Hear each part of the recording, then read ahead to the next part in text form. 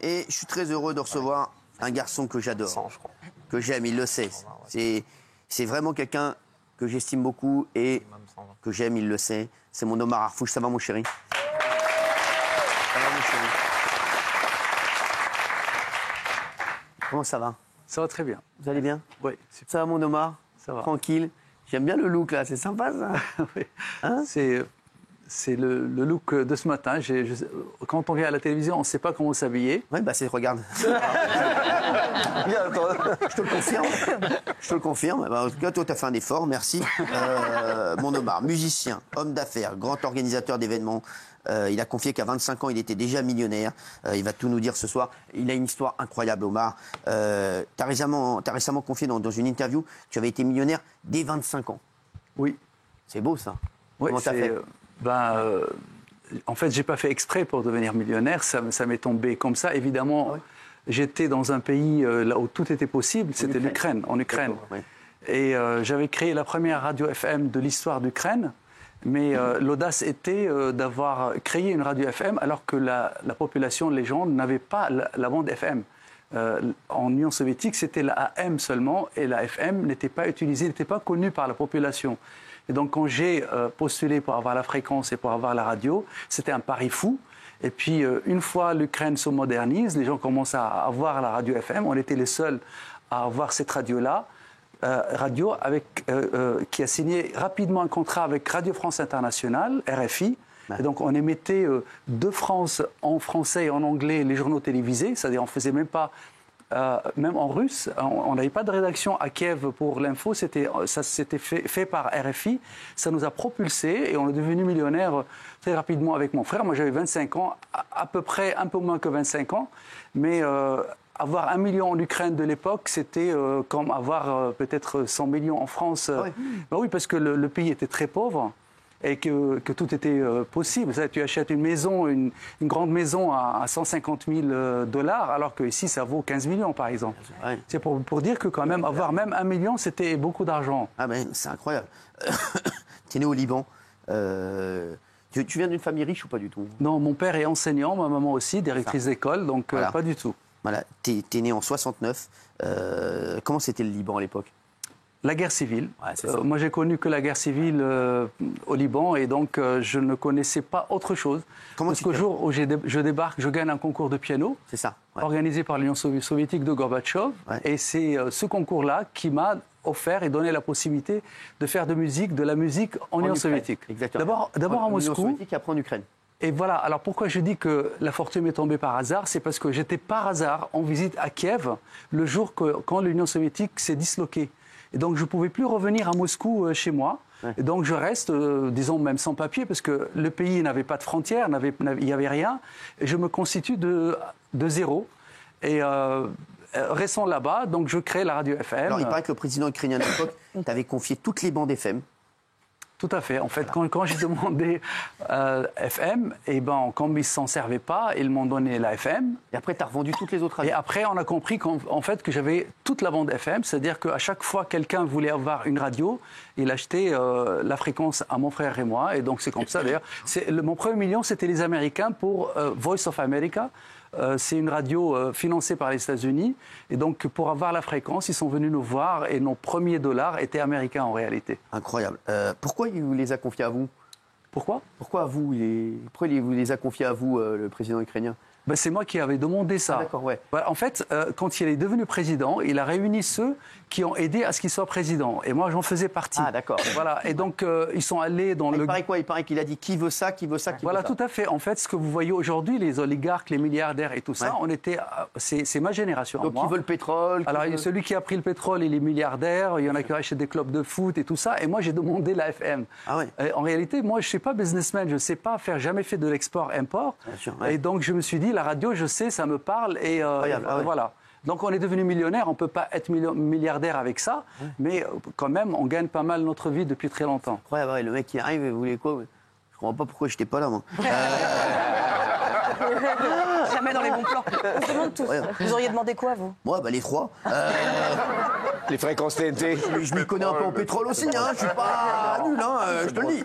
Je veux bien les radios, mais en pétrole, je suis pas mauvais non plus, hein, je te le dis. Non, mais c'est incroyable. Alors, vous avez d'autres business en Ukraine ou pas? Parce que Radio Nova, en Ukraine, Supernova. Supernova, elle existe encore. Et la raison pour laquelle elle s'appelle Supernova, c'est parce que j'étais à Paris avant et j'ai entendu Radio Nova, que j'ai adoré. J'adore d'ailleurs, ils ont un peu changé de programmation en ce moment, mais j'aime beaucoup Radio Nova. Et donc, quand il fallait donner un nom à la radio, on l'a nommé Supernova. Ah, d'accord. Vous avez d'autres business en Ukraine ou pas? J'ai toujours mon groupe de presse là-bas, j'ai toujours mes maisons. Mon frère est ukrainien, ma deuxième famille, c'est-à-dire la famille de mon frère, est ukrainienne. Mais là, à cause de la guerre, on ne peut plus émettre. En fait, il y a une antenne, que ce soit pour la télévision ou pour la radio, ça s'appelle le Marathon. Et on prend les émissions de l'administration présidentielle, qui nous fournit tout, et on est obligé de diffuser tel quel. On n'a pas le droit de faire ni talk show, ni parler, ni rien du tout. Donc pour le moment, c'est un petit peu en arrêt, on va dire ça, en sommeil. Alors, aujourd'hui, vous avez quelle relation avec Volodymyr Zelensky? Très bonne relation, puisque Vladimir Zelensky est le Cyril Hanouna de l'Ukraine. Je vous le dis de manière très sérieuse. Il était comédien humoriste avant de devenir président. Oui, il était aussi présentateur et donc il travaille dans une chaîne de télévision, mais il était aussi à la radio. Donc il a fait un passage par Supernova. Donc on le tutoie. Mon frère, il a travaillé pour lui pour la campagne électorale. Mais juste pour vous dire, mais c'est pas pour rire, hein, c'est sérieux. Imaginez-vous, vous êtes président de la France et les chroniqueurs sont ministres de la Défense, chef de. Ah merde. Non. C'est un beau portrait. Et ben c'est le cas. Regarde pas, mais Omar, peut-être que toi je te donnerai un truc, mais eux, ils resteront avec moi, on rigolera. Mais bon, c'est vrai que là, voilà. Non, je mettrai quand même Raymond, ministre des Transports, quand même. Ministre des réseaux sociaux. Et Verdez à la justice. Oula. Non. On n'est pas dans la merde. Alors Verdad à la justice, vous savez quoi, c'est bien, on va pouvoir fermer toutes les prisons. Il n'y aura plus personne en prison. Eh bien, il sera un très bon ministre de la Justice. Oui, parce qu'il est humaniste. C'est d'ailleurs le seul parmi vous humaniste ici. Merci Omar. Il ne fait pas de distinction entre les gens ni par rapport à leur origine, ni même par rapport à leur position politique. Il est un grand défenseur de droits de la femme et pour les minorités et tout ça. Moi, vraiment, un ministre de la Justice. Moi, j'adore. Un ministre de la Justice, moi, quand même, défenseur des délinquants, des squatteurs. Mais c'est vrai, c'est intéressant. C'est bon, Omar. C'était trop de compliments, ça pouvait pas rester. Non, mais c'est important aussi, parce qu'il en faut. Voilà, quand même, c'est vrai. Eh bien, pour revenir à ce que vous venez de dire au départ, vous avez dit je ne prendrai personne comme ministre. Après, vous avez dit mais peut-être Raymond. Après, vous avez dit peut-être encore quelqu'un d'autre. Lebré. Eh bien, imaginez-vous que c'était le cas pour Zelensky. Non. Oui, parce qu'en fait, il ne savait pas comment faire. Il voulait des gens avec lesquels il travaillait depuis longtemps. Et donc, il a fini par avoir vraiment ses copains, ses chroniqueurs et même ses compagnons de théâtre, même chef de service secret. Et par exemple, le président de groupe parlementaire au Parlement, il était DJ, il s'appelle David, il est connu comme DJ. Aujourd'hui, il est chef de... Il est tranquille à l'Élysée toute la journée en train de mixer. Mais pour conclure sur ça, on a découvert quand même un Vladimir Zelensky, un héros incroyable. Il a sauvé l'Ukraine à lui seul de l'invasion russe. Il était seul à défendre Kiev avec son téléphone portable. Le jour quand les Russes sont entrés, les chars et les soldats russes étaient dans Kiev. Et avec son téléphone portable, il a fait une vidéo en disant « Je suis à Kiev, je n'ai pas pris la fuite ». Et grâce à ça, la population, elle s'est jointe à lui et il a chassé l'armée russe seule. Et dernière chose, il a réuni les Ukrainiens, alors qu'ils étaient divisés entre pro-russes et pro-ukrainiens. Aujourd'hui, ils sont tous pro-ukrainiens. Donc on ne sait pas si Cyril Hanouna, président, il sera aussi... héros comme Zelensky, mais moi j'ai tendance à dire oui. Ah bah merci, ça fait plaisir Omar, hein, franchement, merci Omar. Vous êtes un humaniste Omar aussi, hein. Lui pour le coup, vraiment vous êtes vraiment un humaniste. Vous avez organisé un événement dont on a énormément entendu parler, c'est le Concerto pour la paix. C'est vrai que voilà, vous étiez venu nous voir d'ailleurs dans Touche pas à mon poste. C'était quoi l'objectif de ce Concerto? Alors l'objectif c'était pour parler et jouer pour la paix. Depuis quelques mois, on ne parle que de la guerre. On invite la jeunesse européenne à aller faire la guerre, que ce soit en Ukraine, mais aussi au Proche-Orient. On connaît tous ici des gens qui ont quitté Paris pour aller faire la guerre, par exemple, au Proche-Orient, ou même sur le front russo-ukrainien. Et donc, il fallait que quelqu'un, ou faire un événement pour au moins parler de la paix. Parce qu'aujourd'hui, qu'est-ce qui peut nous sauver? Ce n'est pas gagner une guerre, parce que personne ne va gagner les guerres. On ne gagne pas une guerre. Soit on la gagne en tuant des millions de personnes. Et je ne pense pas que c'est ça ce qu'on veut. Donc, il y a une seule solution, c'est la paix. Et la paix, elle est très facile à faire. Il suffit juste qu'on décide de faire la paix. Et elle se fera. Parce qu'aujourd'hui, tout le monde veut sortir de cette crise, mais personne ne sait comment. Et donc, pendant ce concert, au moins, il y avait 1700 personnes. Il y avait quand même des gens très importants, comme le président de CRIF, comme aussi des célébrités, des influenceurs. Catherine Deneuve, non? Il y avait Catherine Deneuve. Il y avait 140 stars. Et donc, évidemment... Verdet. Il n'a pas pu venir, mais par contre, je crois que vous étiez là, je crois. Oui, bien sûr. Voilà. Ah oui. En fait, c'était le même moment quand vous étiez en direct à la télévision. C'est ça, ouais, voilà. C'est pour ça que je n'ai pas pu venir aussi, mon Omar. Voilà. J'aurais bien aimé venir te faire un bisou. Tu sais comme je t'apprécie. Oui, Gilles. Oui, alors Omar, ce qui a fait beaucoup parler par rapport au concerto pour la paix, c'est que donc il n'y avait pas de place à vendre, mais il y avait une campagne de promotion massive, notamment dans Paris. Et des affichages, oui. Des affichages. Quoi, il n'y avait pas de place à vendre, je savais pas. Non, il n'y avait pas de place à vendre. C'était sur invitation. C'était sur invitation. Parce qu'il y avait une campagne de pub. Très grande campagne de pub. pub. Omar, moi, dans les affiches. Partout. Ouais. Pourquoi est-ce qu'il y avait une si grande campagne de promotion alors qu'aucune place n'était à vendre? C'est une question légitime. Au départ, donc déjà pour réserver les affiches, il faut le faire des mois avant l'événement. Donc on était obligé de les réserver au départ. On voulait vendre les places, c'était ça le but. Et donc on a commencé une campagne de presse et de publicité par affichage et par la presse. Il y avait aussi des affiches dans les journaux comme Le Monde, Le Figaro, etc.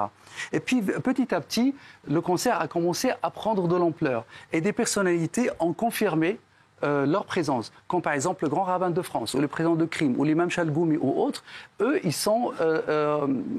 y a un risque contre eux. Et donc, il y a eu une réunion avec quelqu'un à la préfecture, donc j'étais à la préfecture moi-même, et on m'a dit, soit ces gens-là ne pourront pas venir, soit vous allez fermer le concert pour garantir la sécurité de nos invités. Et nous, déjà, à cette époque-là, on avait 400 confirmations de VIP et de stars. Et donc, la décision a été prise de ne plus vendre parce qu'on ne pouvait pas se permettre d'avoir des activistes on ne sait pas quoi. Et malgré le fait, parce que la police, quand même, ils sont venus le jour avec des chiens et tout ça pour vérifier que la sécurité était vraiment en norme.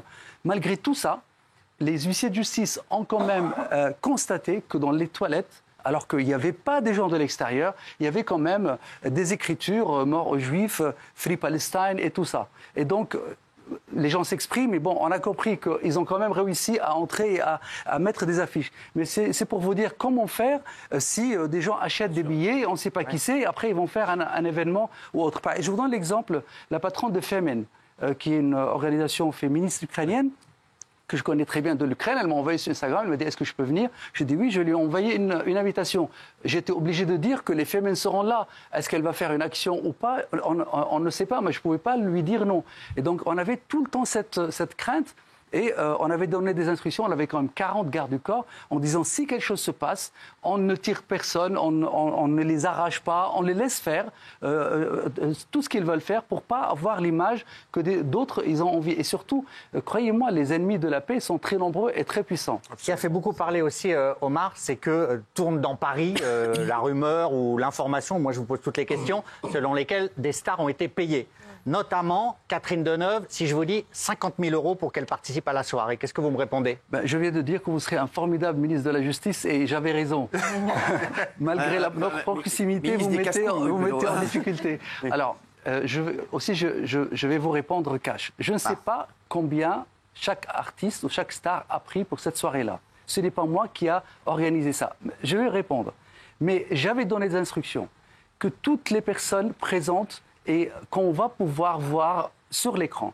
À chaque fois que cette personne, et même les membres de l'orchestre qui étaient 66 musiciens et 33 chanteurs, qu'il faut absolument garantir leur droit à l'image et qu'on puisse utiliser librement toutes les photos, que pas un seul musicien ou un régisseur ou une star ait dit « Attendez, moi quand même je suis célèbre, vous ne pouvez pas utiliser mon image ».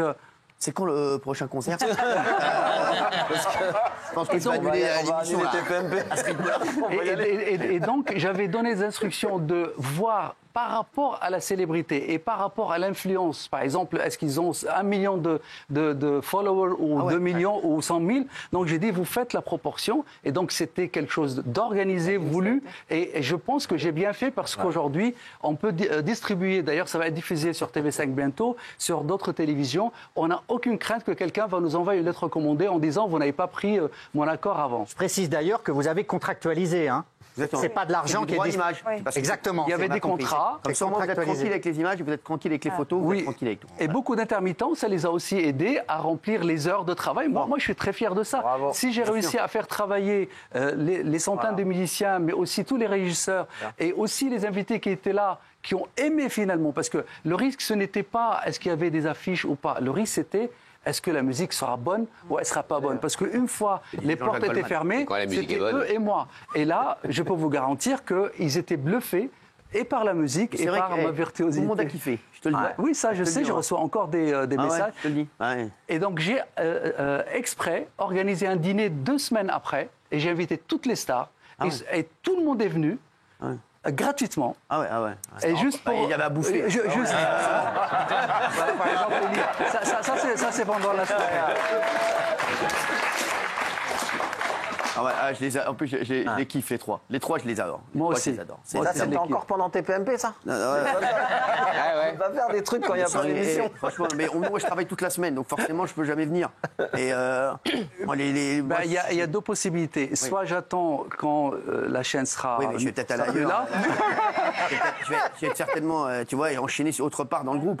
Donc forcément... Oui, mais soit je fais un concert un peu plus tôt. Mais à New York, il y aura un décalage d'horaire. Peut-être je choisirais de le faire. Non, c'est le 29 mai, donc je ne sais pas si c'est le 29 mai. New York. Oui. Je peux être là. Ça sera un très grand concert. J'adore. Et les stars sont rémunérées aussi. Ah ouais. Moi, je m'en... Vous allez trouver un client. Je suis pas là-dedans, mon Omar. Oh là, malheureux. Pour toi, tu sais, je le fais gratuitement pour toi, mon Omar. Tu sais, je viens gratuitement t'écouter. Et juste pour finir, pourquoi, quand les stars américaines viennent, tout le monde dit oui, il faut les payer et tout ça, et quand on parle des Français, il faut absolument pas les payer, il faut les traiter comme des je ne sais pas qui. Donc moi, franchement, je fais les choses ouvertement, je n'ai rien à cacher, et je n'ai pas de casserole, et donc je dis voilà. Pardon ? Tu peux donner juste toutes tes dates de concert pour Polska, parce que je pense qu'elle veut venir à c'est ça. Elle a plein de followers. À 50 000. Et Polska moi, je donnerais gratuitement parce que c'est pour une cause noble. C'est pour la paix. Donc. C'est ça. Gratuitement, mais tout le temps ? Tout le temps. Écoutez, vous savez qu'ici, on est pour la paix aussi. C'est vrai. Il y a des colombes dans les posez-vous les bonnes questions. Ici, on est pour la paix. Je vous le dis, on est plus que pour la paix. C'est une cause noble, oui. J'ai pas reconnu Polska. Elle est tellement bien habillée ce soir. Ouais, c'est vrai que ce soir. Non, c'est très bien. Continue comme ça. Mais là, non, mais je veux dire, là, en ce moment, elle a glow up. Merci. C'est vrai, la glow up. C'est sa présence ici. Et donc aux États-Unis, il y aura des stars ou pas ? Oui, évidemment, des stars américaines, mais j'invite aussi des Français. Ah ouais, oui. Pour moi, c'est important qu'ils m'accompagnent dans d'autres concerts. Là, je joue le 14 novembre au Vatican. Ah oui. Mais malheureusement, je ne peux pas inviter beaucoup. J'ai que 10 places parce que la salle est toute petite. Et les 80 autres, ça sera les Cardinaux. Bien sûr, et puis à Dubaï, à l'Opéra de Dubaï, le 7 décembre. Je peux en être. Tiens. 7 décembre. Oui, moi j'habite. D'ailleurs, je viens d'arriver de Dubaï là. Ah ouais. Ah oui. Ah ouais. Donc, et là, je repars tout de suite après l'émission. Et donc, à Dubaï, peut-être le 7 décembre, vous serez disponible. Pas mal. Il y a des dates qui sont en train de se caler dans tout ça. Ça se décante, ça se décante. Mais il y a encore Gauthier, Cyril a une vie sans moi, je comprends pas. Non, mais je me dis, toute dernière possibilité, vous pouvez aussi, une autre fois, emmener un piano ici. Moi, je viens jouer. Voilà. Dans ce cas-là, donc ce cas-là, c'est moi qui vous donne de l'argent. On va voir, mais L'idée est moins bonne. la paix, oui. L'argent, non. C'est bon. C'est clair.